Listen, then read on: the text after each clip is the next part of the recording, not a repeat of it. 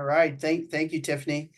Awesome. Well, welcome everybody. We're glad you're here today. I appreciate you having some interest in technology and all things technology. We're excited to present our first annual or inaugural presentation on 2024 technology year in review and 25 trends and things that you should think about. This is sponsored by the Technology Users Group, and we appreciate all the things we can do for you to provide the best speakers, the best content, and the best information for all of our CPA members at the Colorado Society of CPAs.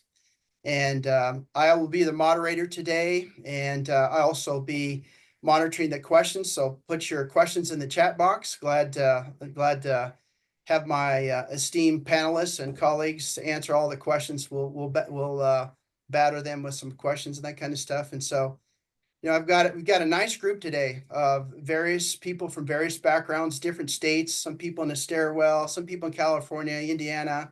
We're all over the place, right? So we're trying to do the best we can do here.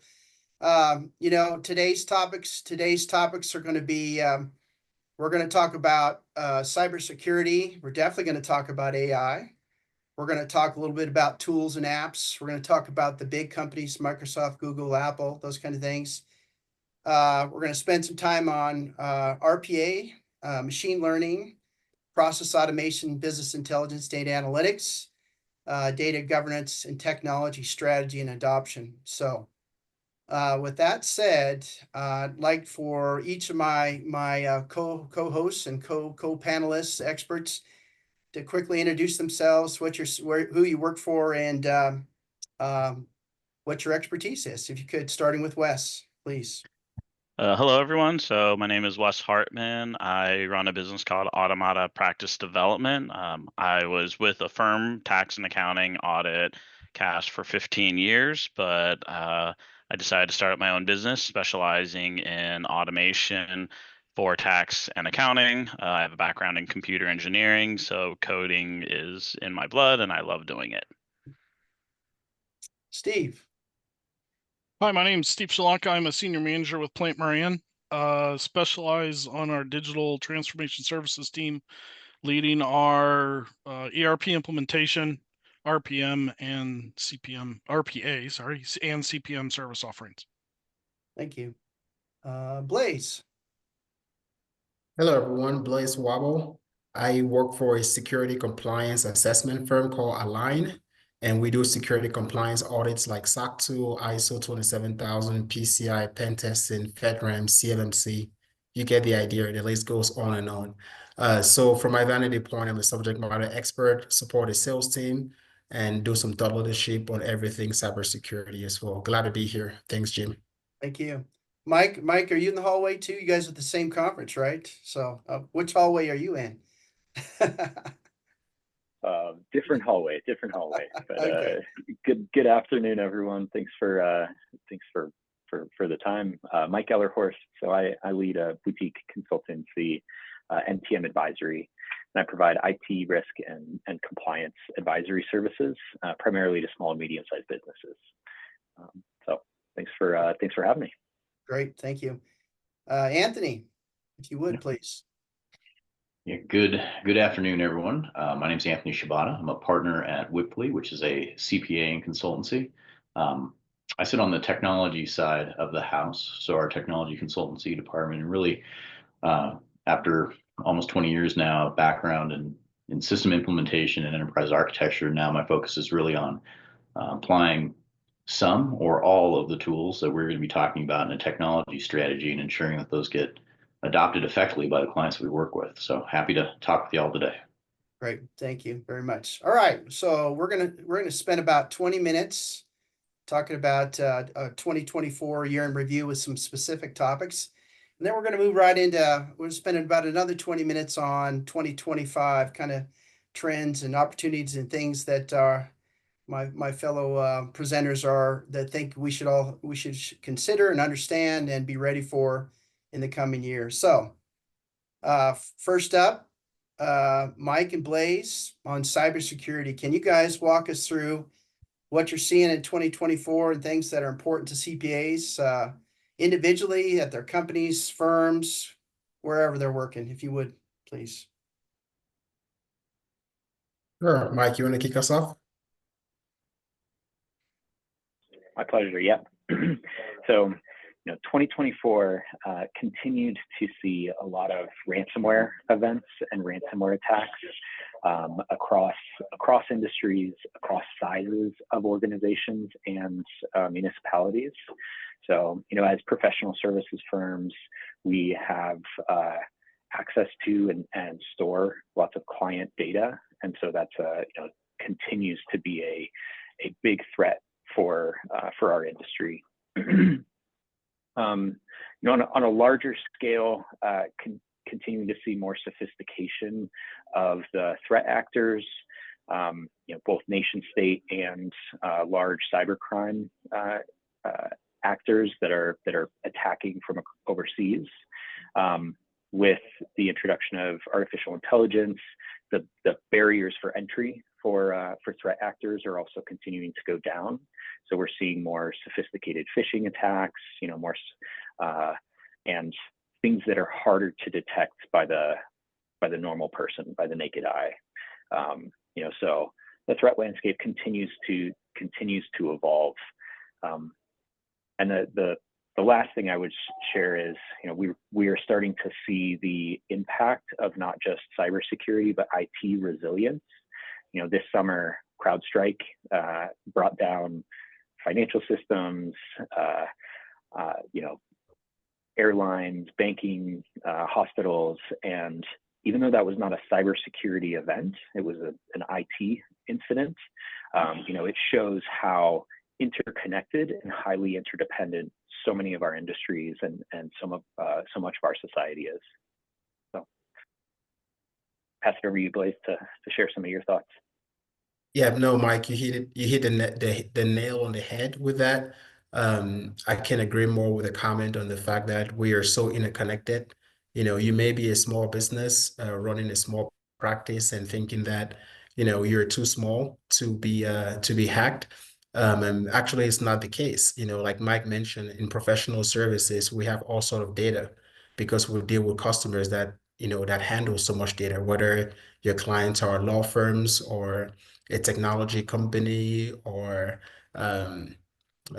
somebody in manufacturing. You're dealing with so much data, and the Verizon data breach incident report from 2013 actually shows that professional services is the fifth industry that cyber criminals are attacking, right after your finance, healthcare, technology, the government agencies. Professional services is number 5. So again, if you think you're too small, think twice. Also, with the growth of technology, most large organizations are becoming sophisticated on blocking attacks. So what the cyber criminals are doing is they are targeting small and mid-sized businesses because they know you don't have the resources, you do not have the technology. If your business is $4 million and you get a ransomware and they ask you to pay 250 grand, you most likely may pay to stay relevant in business, or you may go out of business, right? And something to consider as well, Mike mentioned what happened with CrowdStrike. I think another big incident that happened this year was Change Healthcare, right? And it showed how, and Change Healthcare is a subsidiary of United Health Group. That particular breach happened in February of this year, and 1 in 3 U.S. patient records was at breach, right? And right after that, in April of this year, AT&T had a cyber attack as well, and the data breach impacting 73 million current and former customers of AT&T were impacted, right? So I think it's safe to say that cyber crimes are growing. They're leveraging phishing attacks, and large and small companies are at risk. And I think it's important for organizations to start thinking about how can you protect the data of your customers, because your reputational risk also it's at stake. Great. Anything else, Mike or Blaise? We're going to come back to you guys later as we get into the 2025 landscape. Anything else from the cybersecurity standpoint? maybe I'll just place a plant a seed that we'll dig into further, later in the conversation. But we have seen, continued engagement from a regulatory perspective. So last year, the SEC, Security and Exchange Commission, introduced requirements for cybersecurity incident reporting and governance reporting for all publicly traded companies. We're starting to see that also kind of trickle down into smaller organizations, and an expectation changing in that industry. And another big one that has been discussed and we're kind of on the cusp of is CMMC, the Cybersecurity Maturity Model Certification, primarily focused in the federal sector, but there are trickle-down effects that can impact us as professional services and accounting firms. Well, Perfect. Thank you very much. That's great. I was going to mention CMMC as well. So the number one topic that's probably on everybody's mind is AI. And I will tell you, from my perspective, I'll just put a little bit of education, put a word out. The world's data at this point, the world's data, and we are now forced to becoming data managers. You have to collect, aggregate, cleanse, and disseminate information and data. And so every one of these topics is centered around data and the management of data and that kind of stuff. And so I'm gonna turn it over to Wes and Steve about our artificial intelligence. And these guys are subject matter experts in AI, and AI is a big topic. So these guys will get down to some level of detail and start walking you through. I'm sure we're going to talk about ChatGPT, right? I'm sure we are, right, guys? So I'll turn it over to you guys. Go ahead and kick us off, Wes. All right, cool. All right. So, with AI usage, I mean, it's becoming much more like it's becoming everywhere. So I'm actually going to jump, roll off, what Mike and Blaze talked about, where like the barrier of entry is much lower. So I use AI tools as a programmer. I spend, $20 a month on ChatGPT, and I can get easily 10 times the amount of code out than I would if I just had to go on to Stack Overflow and go all these resources to try to find and piece things together, right? So just kind of taking the AI, and this is, I guess I'm starting with the risk side of things, right? Like the things to worry about. And that's really like my biggest concern is improper usage of AI. So I'll throw out a couple examples, right? So first of all, just client misusage, right? They don't realize that they shouldn't put client data into AI. Like it seems obvious, like you wouldn't just put social security numbers into Google because Google's going to track everything. So same thing, you shouldn't do that with AI and having a use policy. I'll also throw out one other interesting example, which, it's kind of me with my own example. So I'm not an accountant. I don't have a background in accounting. I don't know what QBI is, and I still don't know. But I actually put into ChatGPT, what is QBI? And then I went to an accountant and asked, is this right? And they're like, no, that's very wrong. Which I think there might be kind of an interesting case where your clients are going to start to use generative AI to try to learn something. And then they're going to learn the absolute wrong thing. And then they're going to go to you and say, well, generative AI said I could deduct my pets as a dependent, right? Because generative AI is trying to help, right? So, I'm kind of flipping in on just starting on the risk side of things. But at the same time, like I mentioned, I use it. I'm getting 10x the amount of code. I'm writing emails much better. So it's an important tool to start using. I think Wes, those are some great insights on the risk side. I think something else to consider with that is really understanding it when like, hey, I need to get started, right? And then it's like, okay, what am I really using? So Jim, I'll say it, right? ChatGPT is what's considered a large language model, and what that inherently is designed to do is return results.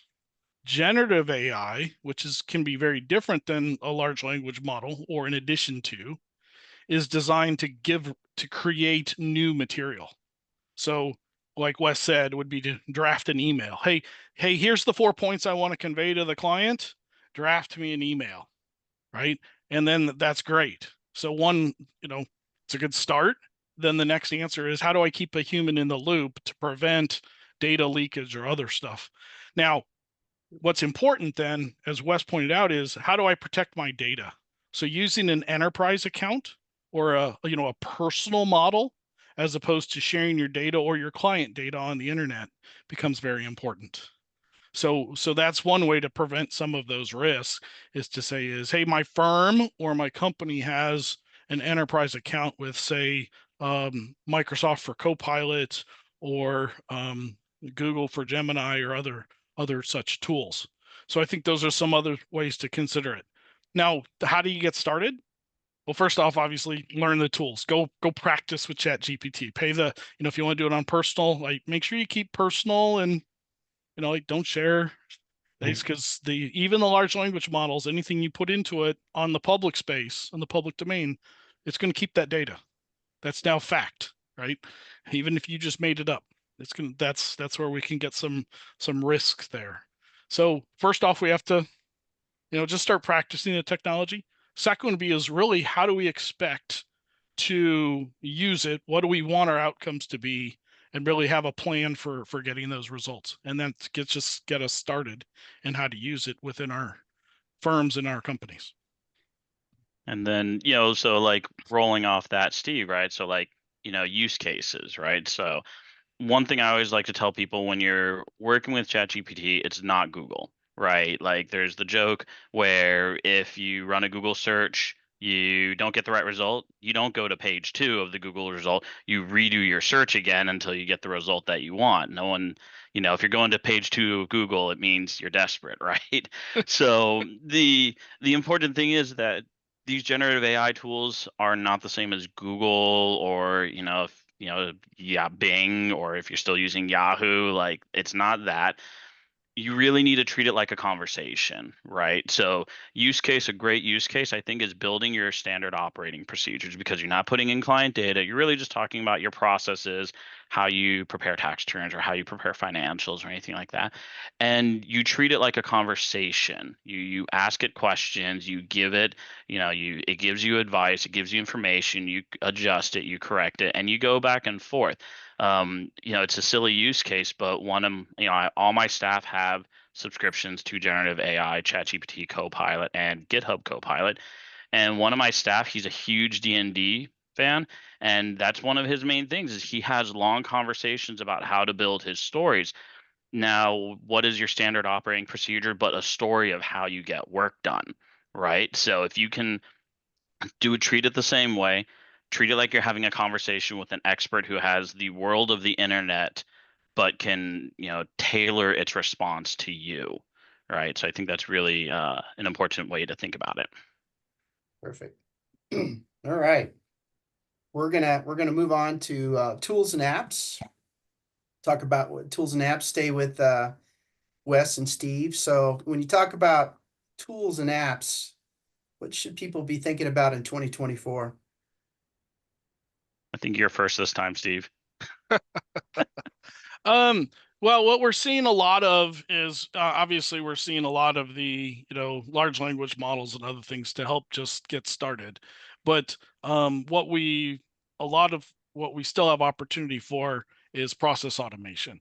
And just to get started there, or even like this meeting's being transcribed, and there are tools to have note takers in now. Consultancies, advisory firms often have issues with recordings and retentions and things like that. So for example, like my firm does not allow us to, in general, record meetings and, those sorts of things. So you have to take those into account with regards to recordings and transcriptions.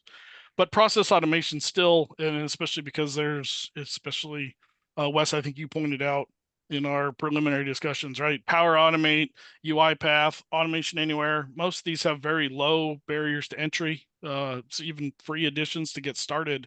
So it's your chance to, automate some very simple things there, just to get started.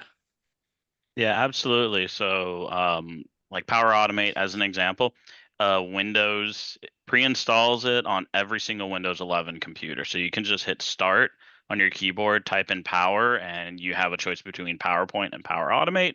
You just open up Power Automate. It's free to use. There are paid versions, but the only difference primarily between the two is whether or not you get access to like your SharePoint site or certain cloud resources. But Power Automate is a very great low code entry level tool that accountants can just start playing with, and kind of like Steve was talking about, the best ways to get to use these tools and to learn how to do it is to just open them and just start using it. The worst thing ever is, when you're writing the blinking cursor, right, where it's just an empty page and you don't know what to do. But once you start going, you get into a rhythm. It's the same thing with Power Automate or a lot of these other tools. I do, and kind of one thing, Steve talked about transcription. I use transcription software for all my meetings. It helps me really scope out projects that I'm working on. But of course, each firm, you have your own different set of rules and things like that on what people are or are not comfortable with. I'm sure most lawyers probably don't like transcription tools in just general meetings.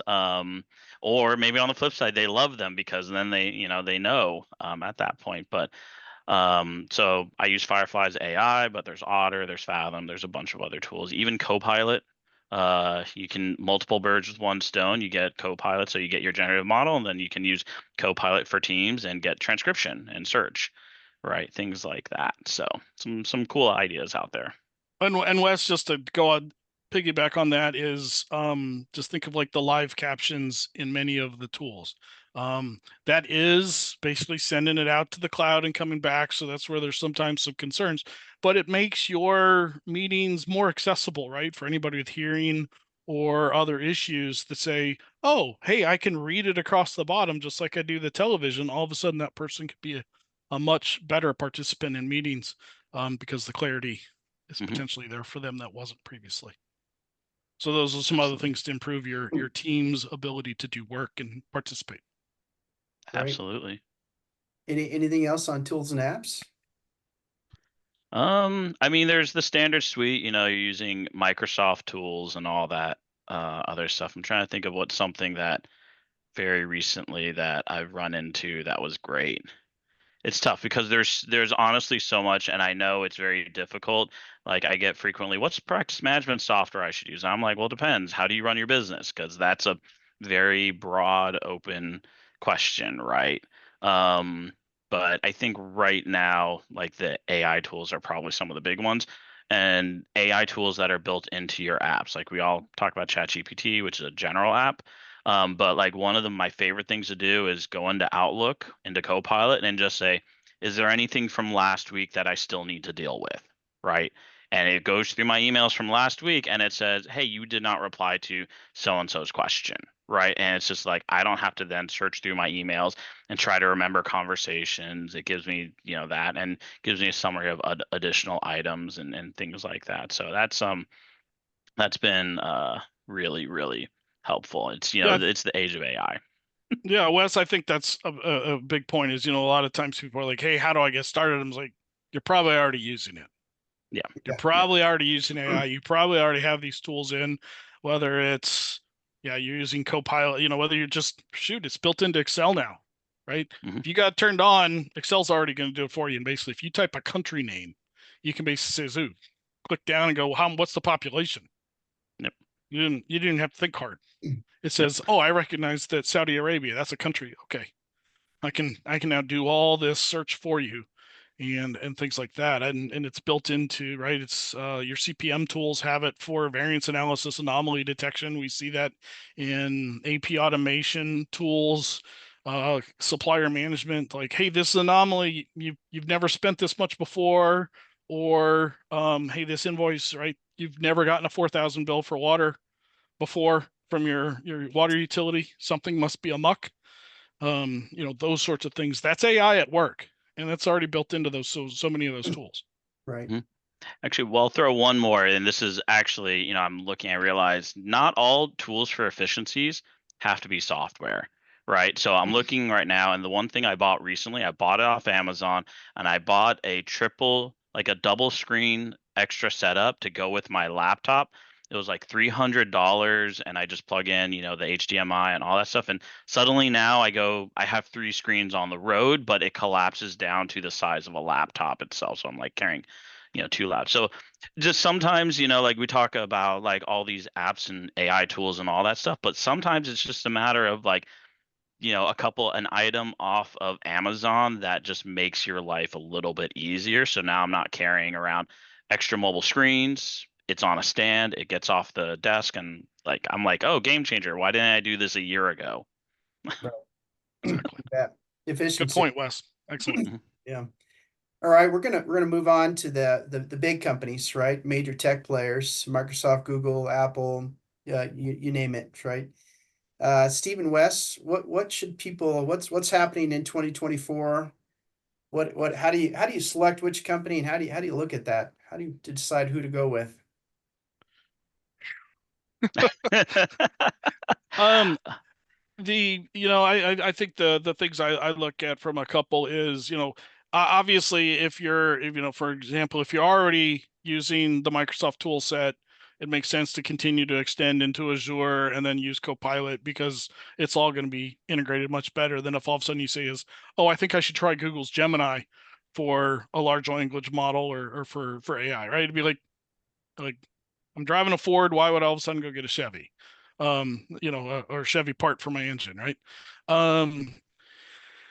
And so that is, I think the interesting play there is what you're seeing them in, who you're seeing them invest in or not invest in. So the example would be is like Microsoft and making a significant investment in OpenAI, the founding entity behind ChatGPT. We've obviously seen people leave OpenAI, found other firms, other AI solutions, and then Apple saying, well, we're going to incorporate ChatGPT into our tool. And then there was a lot of discussion about whether they're going to make a significant investment. And they said, ultimately, they decided not to. And is that for regulatory scrutiny? Is that for because they didn't meet up with Apple's privacy requirements? It's kind of, we all get to watch it play out, but some of those are the concerns that we're seeing in the marketplace in terms of, hey, how is this going to roll out and affect each of us? Yeah, so my first thing is, what do you have against Chevy? But no, I'm kidding. Corvette all the no. way, man. What are you talking about?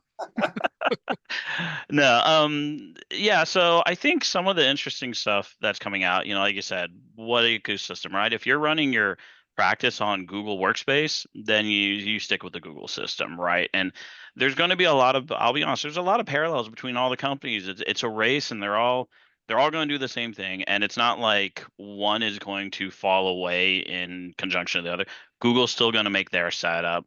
Microsoft's going to make their setup. Apple's going to do what Apple doesn't even call it, like they call it Apple Intelligence. They don't want to call it AI, right? Because Apple does whatever they do with their marketing and branding. I think with some of the stuff, so like you go down there. However, I'm a firm believer in that there are times where there are tool sets outside of that are highly specialized, right? So generative AI models, OpenAI, Claude, they're trained on the general internet. But at a certain point, you're going to want models like if it's Microsoft, it's basically looking at your data for answers along with the rest of the internet, making it more valuable because using your data. So I think what you're going to start seeing is unfortunately, like it's fortunately, unfortunately, companies that are going to pop up say we're AI and we specialize in tax prep, but we use AI, right? So you're going to see a lot of companies popping up with the .ai at the end. I don't know if there's anyone, here that is that, but you're like, okay, are you really AI though? Are you just like a white labeling ChatGPT? And that's fine because, it's Boeing pays Rolls-Royce for jet engines, right? They're not necessarily making the engines. That's fine.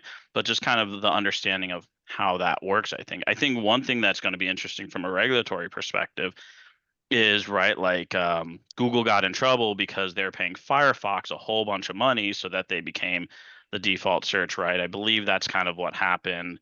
I'm more of a programmer as opposed to an attorney, but so there's a lot of trouble that's happening there.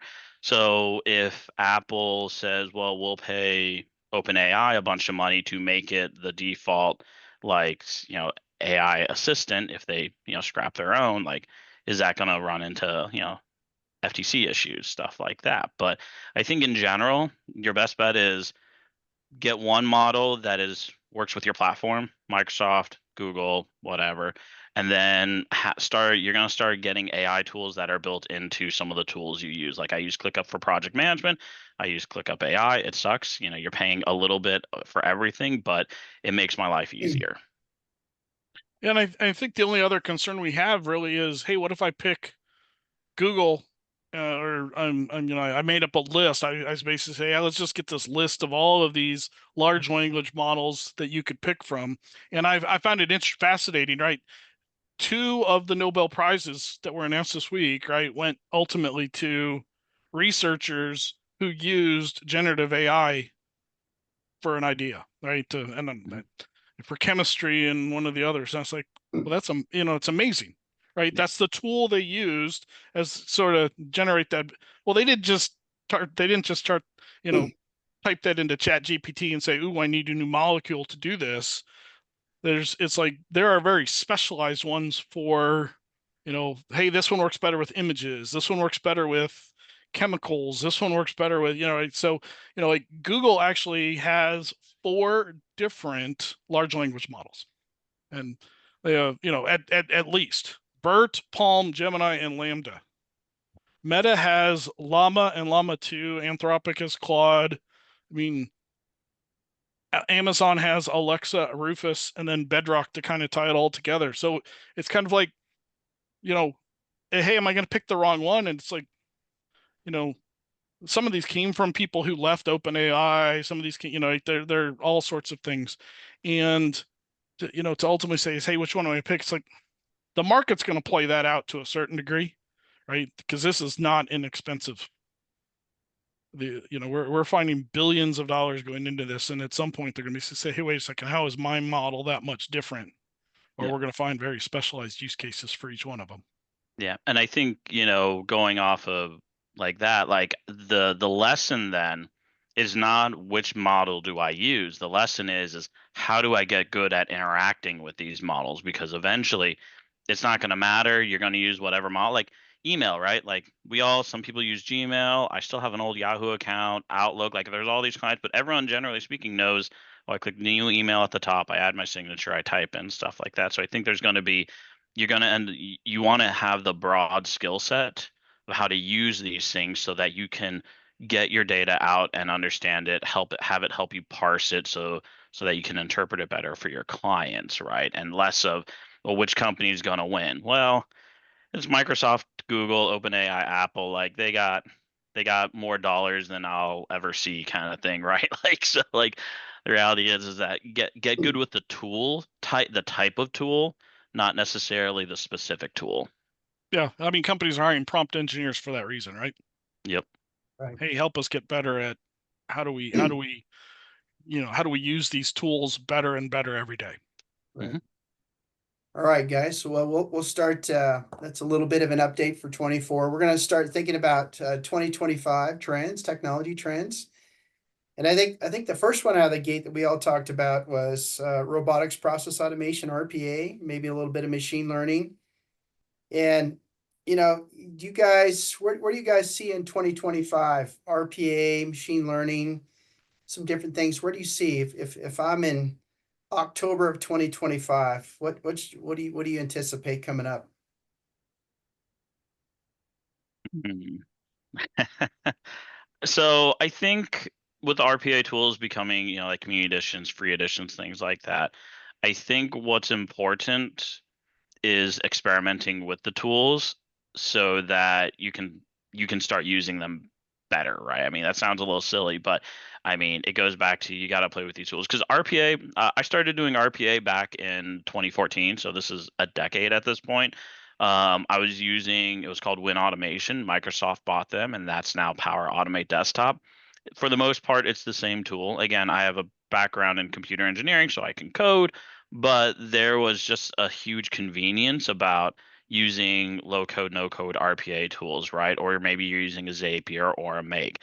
And I think these are really accessible. And I think firms are going to and should explore these tools, because all these little RPA automations, bot automations, API based automations, they chip away at the work that you have to do, because I really feel that most work accounting firms have to deal with is really a death by a thousand cuts. It's not one big thing that we implement and it makes everything better. No, it's all those little files that clients send in, or phone calls, or reaching back out because I don't remember the answer to this question that the client mentioned. So I think it's important for firms to explore these tools because they're very accessible, pre-installed, right? So just start playing with it. If anything, maybe stick an intern on it. Be like, hey, try this out. Like, they're going to be more comfortable with technology, even AI. Like, I use it every day, but I talk to college students in the California area, and they're like, yeah, I finished my last 2 years using generative AI. So like, get it out there, get it out in the field. Yeah, Wes, I think with that in mind, I think the important thing is, right, especially our firms and our companies are facing accounting shortages. That the challenge to find and then keep good accountants is continues and is not going to go away tomorrow. So the opportunity to take away some of those mundane tasks become more and more important, right? How can I do that next task that, hey, whether I don't like doing it or whether it's just complex enough that, hey, if I miss a step, it makes it really hard. For example, can I use an RPA solution to basically query my WIP, create the first part of the bill, and then, hey, all I've got to do is review it at the end, right? Just click go, and it goes and checks against my open projects, creates the amounts, and says, hey, Steve, here's the data you need to bill, right? I'm like, why would that be hard? It's an administrative task, right? So, using, Power Automate to do that, UiPath, Automation Anywhere, any of those tools can do that. And then at the same time, the scanning documents, like you say, is you get the input of a form from a client, kind of use the OCR capabilities, the built-in machine learning AI that's in that tool to then extract that data, instead of having to, the staff accountant need to sit there or even the admin, and then enter it into our database. Yeah. So, and one other thing. So I saw in the chat pop up, someone asked, like, what are these tools, right? So I'll use a specific use case that I have actually talked about and used, right? So again, Power Automate Desktop has the ability to open up Excel files and look at Excel data. So I had a client of mine where they needed to take the GL information and reprocess it into an export file that their software would accept. It's like some random software has to do with Medicare, Medicaid's information for their state that they're located in. So what we did was we used Power Automate, and walking through, we created drag and drop low code, so anyone can do it. Says, give me a pop-up to ask for a file, right? Open the file, read in that file of Excel data, and it reads it in like a data table, just like Excel.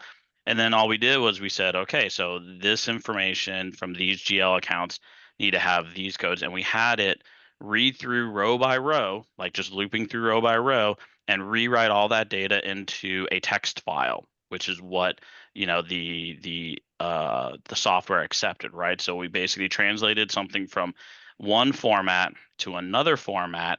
And what they were doing previously was they would sit there with the Excel file, and someone would copy, paste into the software, copy, paste into the software, and they'd have to do that like 600 times, for all the data values in there. And they'd have to do it for every one of their Medicare, Medicaid client, there it was like hospice care and stuff like that, for each one of their clients that was doing hospice, right? So that is hours and hours of work that someone's just copying and pasting. So it's one of those specific use cases where we used RPA tools, specifically Power Automate, to read it in Excel, reformat it, and send it into to be imported into another piece of software. And there's a lot of flexibility. This is a very niche use case based on that firm, and which kind of leads into, I think, Jim, I'm going to steal the spotlight and talk about how do you pick what to automate next, right?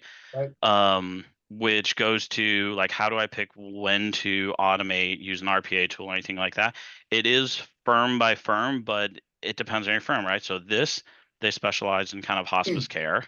So they're like, this is our pain point, right? We do this. No one wants to do it. No one likes doing it. It's very prone to error. If someone copies and pastes something into a wrong field at that point. So versus they walked me through it. They showed me what they were doing. I'm like, okay, we do use Power Automate. With Power Automate, we ingest that data, spit it out, and they were happy because now no one had to do it. It was a simple task, but there was a lot of steps involved. Like those are some of the metrics you want to think. And I always like the annoyance factor. Like how much does no one want to do that work means it's a great opportunity for automation, because if you can make a computer do it, everyone's life is a little bit happier. Yeah, Wes, let me add something there, because I think it's important to consider. A lot of people say is, hey, I got this big monster process and I need to automate this whole thing. And some people say is, oh, there's some glitchy parts in this process that maybe aren't like ideal for automating, but you can think of it as, well, if I can automate even half of that process, like, hey, I get it to here and then I hand it off to automation and I pick it up on the other side, you've begun your journey. And so, and then you can say is, well, do I really need this glitchy, yucky step here? And hey, then now all of a sudden I can automate 2 parts of the process, leaving me with just the third or something like that. So oftentimes you say is, hey, it may not be the perfect process, but it is where you explained the most painful or a very complex thing. It's like, we'll break it down, make it simple and say, hey, can I take that data and, rearrange it in Excel? Hey, there's a good start, right? Yeah. And so here's I think every firm out there has to deal with sales, right? So let's talk, along those lines, breaking up a process into pieces. Let's talk sales pipeline, right? So with your sales pipeline, what's the first thing you do is you get information from the prospect and you got to enter it into your CRM. So maybe you have that on a website, like your website as a form, and you use Zapier. With Zapier, you say, okay, whenever someone fills out the form on my website, automatically take that information and put it into Airtable or put it into my CRM system or something like that. Like those are the types of little process. You haven't automated the whole thing, right? Because then you got to do the phone calls and schedule appointments and all that stuff. But maybe just that one little piece of someone filled out a form on my website and taking that data instead of someone getting an email and then copying and pasting it into a CRM, like just have it automatically go into the CRM. And now you've done that, like Steve was saying, that one step of the process of maybe a 15-step process, but at least for one step, that is now off your plate, especially with prospects. Like you don't get every prospect. So it's low value work, so to speak, because you're not getting paid for data entry. So. Right. Thank you, guys. All right. We're going to, in the interest of time, we're going to move on to business intelligence and data analytics. And Steve, please join in here with me as well. So I spent a lot of time with clients on, Power BI, Tableau, you name it, the different types of business intelligence apps and data analytics. And I would tell you a lot of most mid-market ERPs now are coming out with an instance of some version of Power BI or something like that, and dashboards and that kind of stuff. And I would say, in 2025, we as accountants, every system, working with clients, working as a controller, it's going to be part of your life. And I'd say a lot of people are saying, well, that's great. Well, I'm working with Dynamics 365 or whatever it is. But we see a lot of people, kind of the new norm is that they connect directly to their ERP or the data sources, create a data warehouse, and create an instance of Power BI and Tableau, that kind of stuff. And I would also say that accountants now have to be data mapping folks. You got to know your data, your sources, where it's coming from, what's the source of truth. And then lastly, I would say, and Steve, I'd like you to put your opinion on this, is, predictive analytics.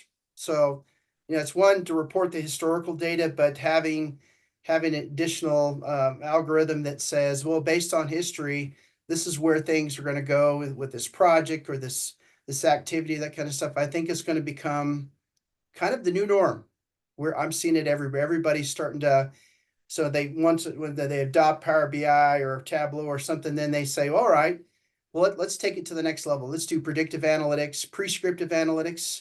I think that's going to be a very, very common data delivery instead of the old fashioned way of, sending PDFs to people and reports, that kind of thing, or logging into your ERP environment. So. Well, Jim, I think there's a couple things there, and I'd actually back up to one of your earlier's. The notion of more and more of our systems moving into the cloud makes a data warehouse more and more important. Because remember, if you lose, if you change systems for whatever reason, right? You evaluate new ERP or even a practice management software, and it's in the cloud. Well, then if you change, you're gonna basically have to you no longer own your data, so that data warehouse allows you to own that data, and to maintain that.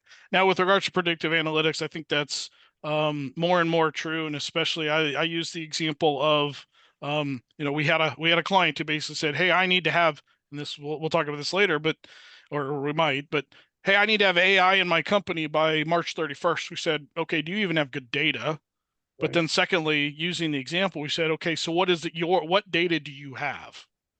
And can you then use it to predict something? And because ultimately the example is, well, I have, the example might be is, well, I've had two failures, one after 100,000 strikes and one after 1,000,000 strikes. And you're like, well, that's not very helpful, right? It's going to predict somewhere in between there. Now, what data do you have behind that that's going to help you? So what you'll find with predictive analytics and others is as your data improves, your results will improve. So potentially, if you're only looking at like GL data, yes, you can predict a trend for your budget. Like, hey, 500 a month, 500 a month, 500 a month, 4,000 a month, 400 a month, 500 a month, 500 a month. We could predict, is that a seasonality or was that an anomaly? And then we can tell the analytics to ignore that or continue to say, hey, every 5th month it's going to go up to $4,000. And that's where we see a lot of that is basically saying, hey, we're using those. There's models built into CPM tools and other things, but especially budgeting and forecasting, where it's going to say is, hey, the more data you can give me, the better. Right.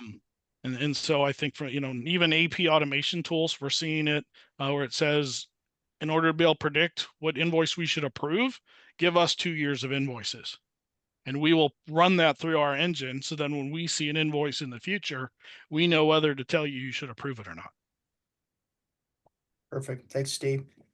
All right. We'll go back to our cybersecurity guys. Data governance and CMMC and a lot of good stuff, Mike and Blaise. Yeah, before we jump into that topic, I want to make some comments on AI. Is that okay? Sure. Absolutely. Yeah, so looking at AI trends for 2024 and 2025 upcoming, I think security has to be on the forefront of your mind. I think we can agree that the sophistication at which cyber criminals are leveraging AI to perpetrate phishing attacks are second to none, right? Now we're dealing with deepfake. For those that are not aware, there was the very first case of a phishing attack where there was $22 million that was wired from a Hong Kong firm.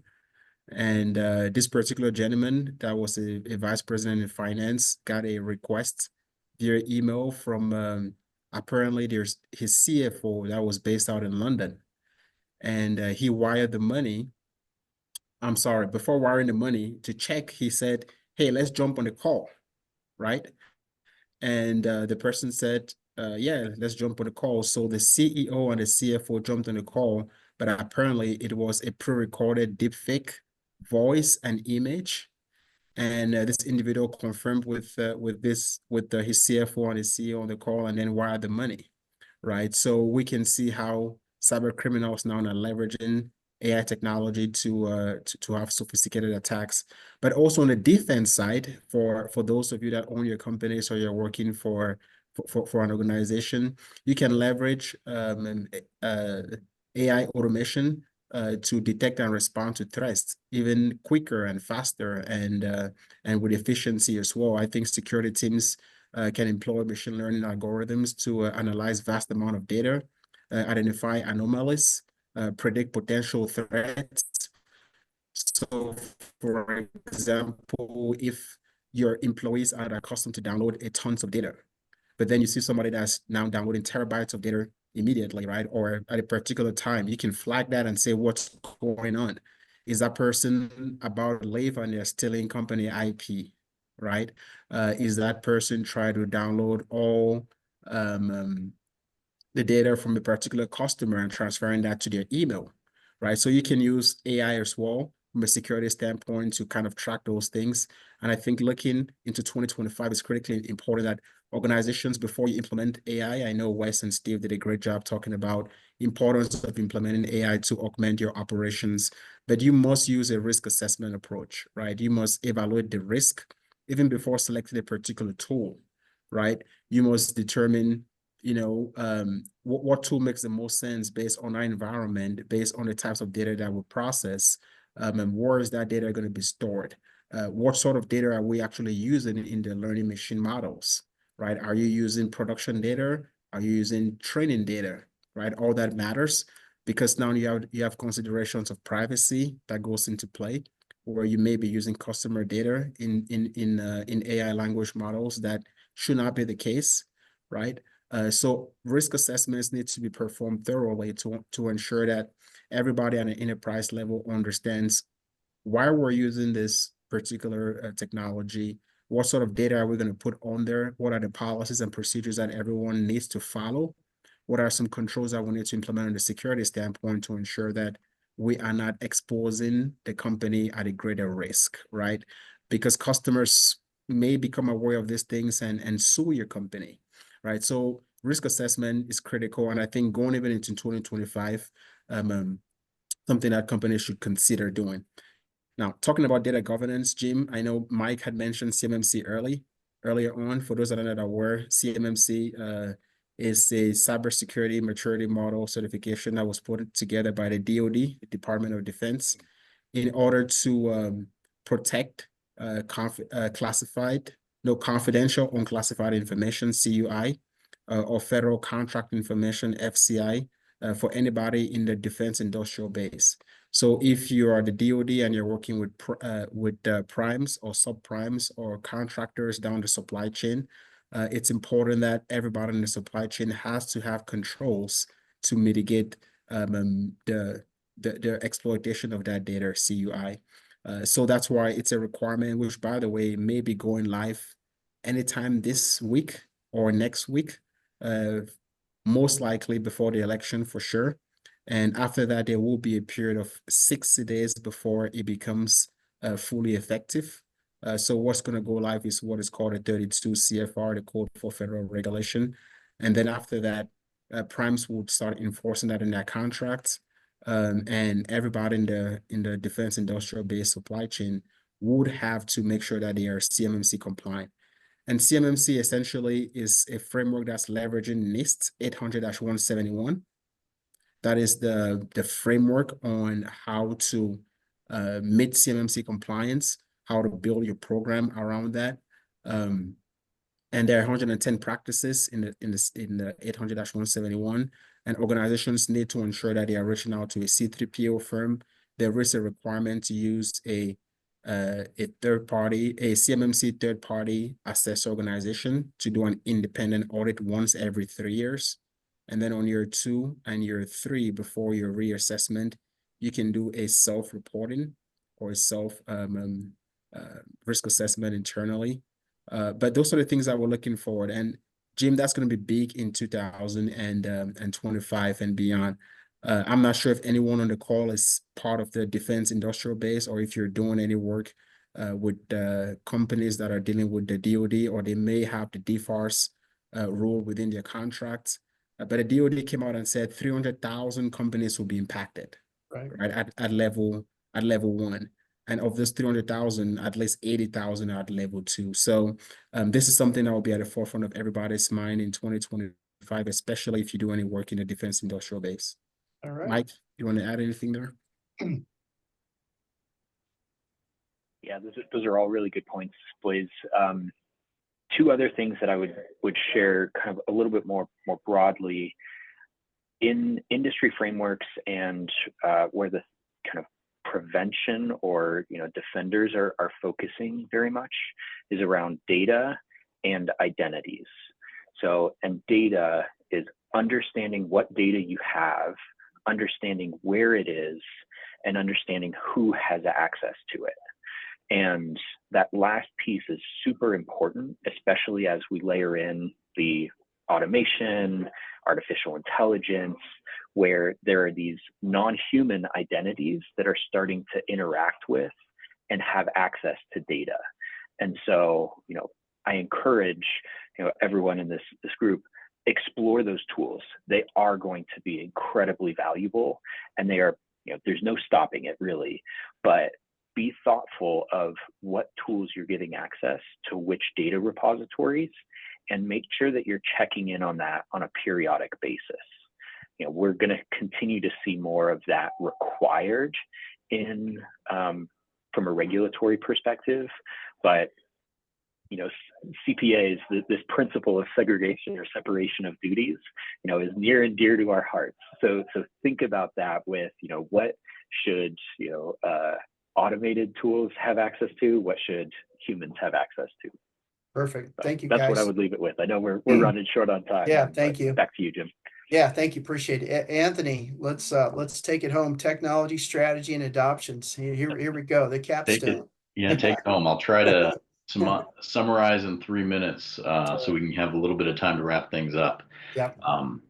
But as you've all heard, I mean, the panel brought up some big important trends in terms of automation, in terms of AI, in terms of security, right? And how you implement those in the organizations. And what we're seeing as I would say a waning trend from 24 and a flip of the script for 25 is that we're seeing the organizational appetite for these types of solutions increasing drastically. It seemed to be in the waning days of 24 that there was an apprehension, almost a hoarding of what was familiar in the terms of old business process. And we're coming out of that now. And to be a little bit flippant about it, I equate it to the COVID hangover wearing off. People are back in office. People are talking about optimization. That world is now the new kind of state of things. As I think Mike said, none of this is avoidable anymore. These tools are coming into play, but how you adopt them is the determining factor on whether your organizations, whether the organizations you work in or the organizations that you're working for and advising, are going to be able to be successful with them. And so much of that starts with the immediate self-identification of where the organization is. Are you just dabbling? Are you just trying it out? Are you experimenting? Absolutely should do that.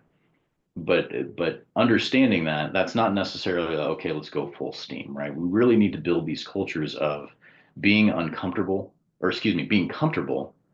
with change, right? Not just being ready for change or being wanting of change, but actually understanding that there's going to be some extra work that goes along with that. We're going to actually have to retrain ourselves, right? We're no longer,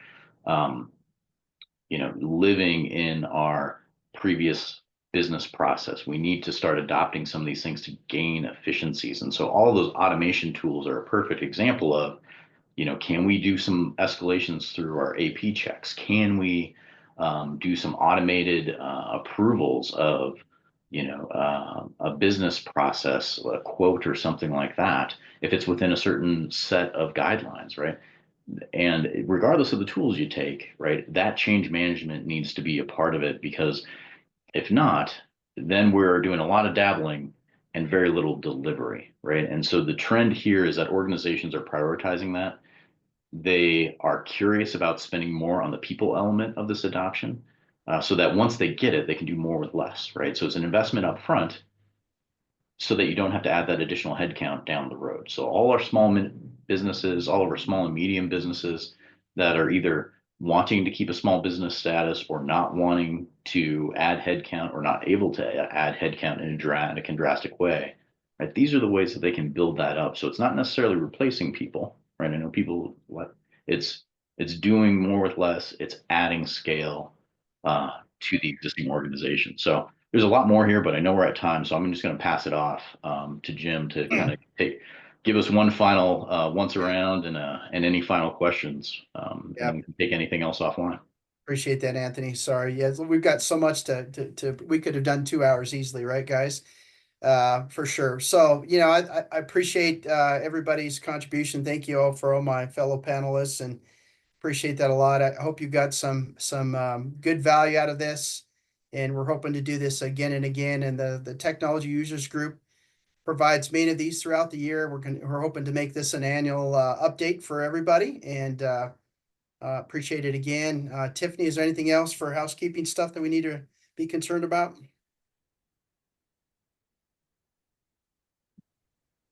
I think we're all set, Jim. Thank you so much. Perfect. Well, then I will, is there anything else that, you guys, anything else you want to add? And we'll let everybody go, get back to their day. Anything else? Any last comments? I'll just say one thing. The most important thing you can do is start. Like, most important thing. Well, security, mic, lays and all that, but throw that in. But just the first thing you got to do is you gotta enter that first prompt into ChatGPT or Cope. If you want to do something, you just got to start. Great tool. Anybody else? We're good. Thanks, Jim. All right. Well, thank you guys. Appreciate that. Thank you everybody for attending and hope everybody has a great day today. Thank you very much. Thank you. Thank you so much. Thank you. Have a good one. Thanks, everyone. And we are jumping into the next session for TUG. So if you are able to join us, I did throw a link to that in the chat as well. So feel free to register there and join us there. But otherwise, have a wonderful day. And thanks again, Jim. Appreciate it. Thank you. Appreciate it, Tiffany. All right.